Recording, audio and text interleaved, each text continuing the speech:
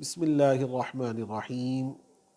پیارے پیارے بچوں، آج ہم آپ کے لیے ایک اور نئی اسلامی کہانی لے کر آئے ہیں۔ یہ کہانی بہت ہی نصیحت آموز ہے۔ سب سے پہلے تو میں آپ کو بتاتا ہوں، اس کہانی کا مرکزی کردار جو ہے وہ ایک دباغ ہے۔ دباغ کس کو کہتے ہیں؟ یقیناً آپ سوچ رہے ہوں گے کہ یہ دباغ کیا ہوتا ہے۔ دباغ کہتے ہیں کھالوں کو جو نمک لگا کر کارآمد بناتے ہیں، ان کو خشک کرتے ہیں۔ اور آپ یہ بھی جانتے ہیں کہ جانور کی کھال میں کس قدر بدبو ہوتی ہے۔ تو وہ شخص جو تھا کھالوں کا کام کرتا تھا، دباغت کرتا تھا۔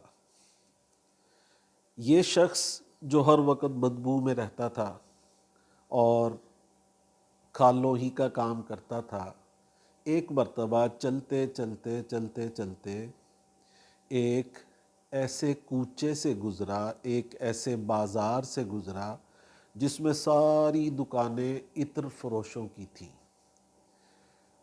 عطر یعنی خوشبو، وہ سارا بازار خوشبوؤں سے بھرا ہوا تھا۔ جیسے ہی یہ بدبو میں رہنے کا عادی دباغ اس بازار میں پہنچا، ایک دم بے ہوش ہو کر گر پڑا۔ سارے دکاندار حیران رہ گئے کہ سڑک پر ایک شخص گرا پڑا ہے، بے ہوش ہو چکا ہے۔ ہر دکاندار اپنی دکان سے نکلا، کوئی موتیے کی خوشبو لایا اور اس کے منہ پہ چھڑکنے لگا کہ شاید یہ اٹھ جائے۔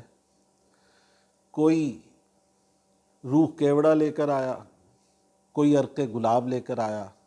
طرح طرح کی خوشبوئیں لے کر لوگ دوڑے اور اس کے چہرے پہ چھڑکنے لگے کہ شاید یہ ان خوشبوؤں کی وجہ سے اٹھ جائے، لیکن وہ شخص اسی طرح بے ہوش پڑا رہا۔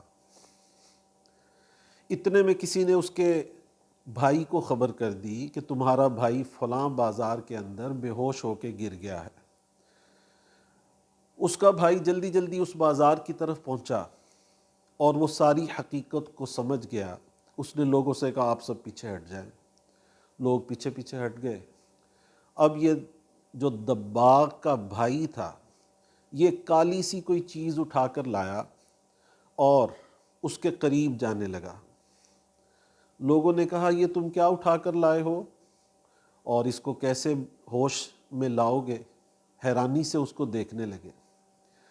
جب وہ اس کے قریب گئے کہ اس نے کالی سی چیز کیا اٹھائی ہوئی ہے، تو دیکھ کر حیران رہ گئے کہ وہ ایک بدبودار کتے کی غلاظت تھی، جس کی بدبو سے لوگوں کے سر پھٹنے لگے کہ اتنی بدبودار چیز اٹھا کر لائے ہو۔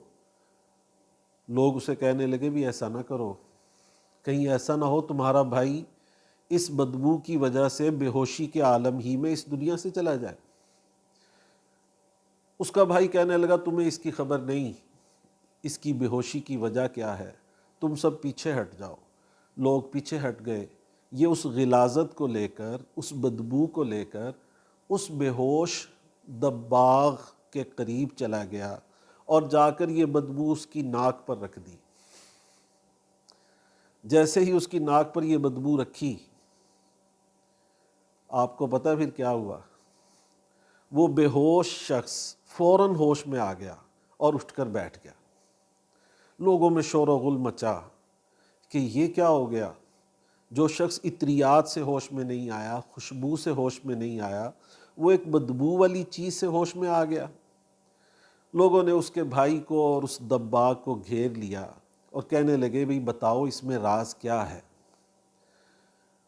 اس دباغ کا بھائی کہنے لگا اصل میں بات یہ ہے کہ میں جانتا تھا میرا بھائی ہر وقت بدبو میں رہتا ہے، یہ بدبو اس کی ناک میں رچ بس گئی ہے اور اس بدبو میں رہنے کی اس کو ایسی عادت ہو گئی ہے کہ یہ خوشبو سونگھنے کا متحمل ہی نہیں ہو سکتا۔ جیسے ہی یہ عطر فروشوں کے بازار سے گزرا تو اس خوشبو کی وجہ سے یہ بے ہوش ہو کے گر گیا۔ جب میں نے اس کو بدبو سونگھائی تو یہ اٹھ کر بیٹھ گیا۔ پیارے بچوں، اس کہانی میں ایک ہم سب کے لیے نصیحت ہے۔ وہ نصیحت یہ ہے کہ جو شخص گندی چیزوں میں رہتا ہے، بدبو میں رہتا ہے، ہر وقت برائیوں میں مبتلا لوگوں کے ساتھ رہتا ہے، تو پھر اس کو ان برائیوں ہی میں مزہ آنے لگتا ہے، اور وہ ان برائیوں کو ہی سب کچھ سمجھنے لگتا ہے۔ اگر اس کے سامنے کوئی اچھی چیز رکھی جائے تو وہ اس کو برداشت نہیں کر پاتا، اور جیسے یہ دباغ بے ہوش ہو گیا خوشبو کی وجہ سے، ایسے ہی وہ شخص جو ہر وقت برائیوں میں مبتلا رہے، جب اس کو مسجد میں آنے کا کہا جائے کہ آئیے نماز پڑھیے، تو وہاں پر اس کا دل نہیں لگتا، قرآن پاک پڑھنے میں اس کا دل نہیں لگتا، نیکی کرنے میں اس کا دل نہیں لگتا، کیونکہ وہ بدبو کا عادی ہو چکا ہے، وہ برائیوں کا عادی ہو چکا ہے، اس لیے اچھائیوں میں اسے مزہ نہیں آتا۔ تو بلا تمثیل ہم کو یہ چاہیے کہ ہم برے لوگوں سے، بری دوستیوں سے، برائیوں سے بچتے رہیں، اچھے لوگوں سے دوستی رکھیں، اچھائیوں کے قریب رہیں۔ انشاءاللہ اس اچھے کی خوشبو ہماری مشام جاں کو بھی معطر کر دے گی، ہمیں بھی نیکیوں میں لطف آنے لگے گا۔ اللہ تعالی ہم سب کو نیک بنائے اور نیک لوگوں کا قرب عطا فرمائے۔ آمین آمین آمین، بجاہ النبی الکریم الامین صلی اللہ علیہ وآلہ وسلم۔